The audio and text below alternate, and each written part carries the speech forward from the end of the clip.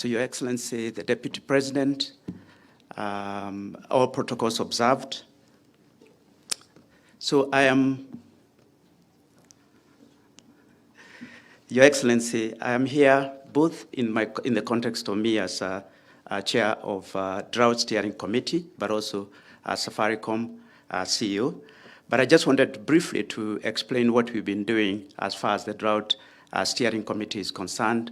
I know that people in the country might think the drought is over, food insecurity is out of the way, but we need to continue to think about post-El-Nino because that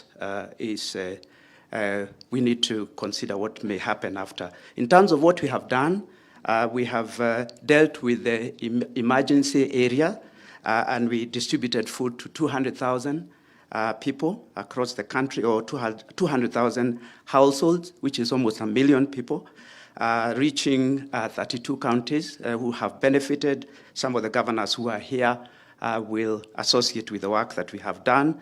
Of course, we've done it in consultation and in collaboration with a number of stakeholders, including the Red Cross and also the NDMA and also the Ministry of ASAL, because most of the areas that were affected were ASAL areas.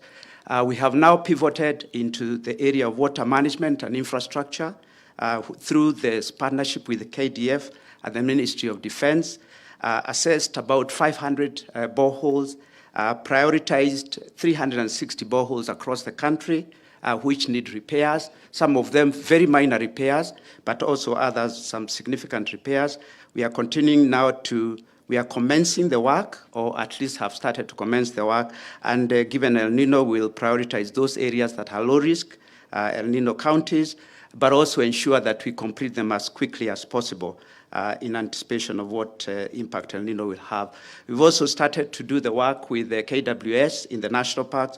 We'll be sinking about 10 boreholes to support the Kenya Wildlife Service, which were affected during the drought, including tanks in the Savo ecosystem. We are inviting partnerships. We are collaborating with Millennium Water Alliance and also USAID, who have been very, very gracious to adopt some of the boreholes. They have agreed to adopt 78 boreholes, which is very significant.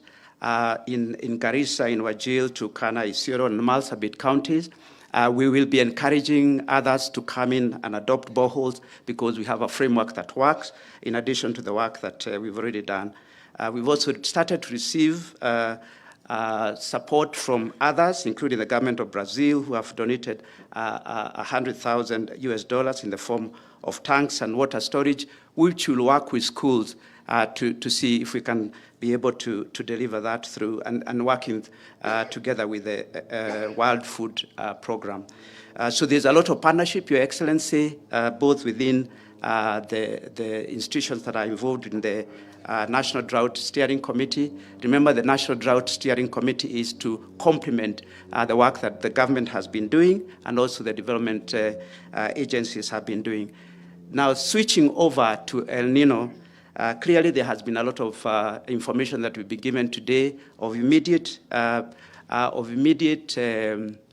interest to us, both as CEO of Safaricom, but also some of the members of the steering committee, including the Media Association. We are happy to support with respect to early warning, communication, sensitizing, working in particular with the relevant ministries, particularly the CS ASAL. We have a lot of experience in this area, especially having dealt with, as the head of Red Cross has said, having dealt with this in the past in various parts of the country. The second area that we need to think about is the water management aspect, and that's why we will continue with the borehole project, which is a very critical enabler of both preserving water going forward, but also ensuring that we deal with the consequence beyond El-Nino, because we know that drought will continue to be a major challenge in the future.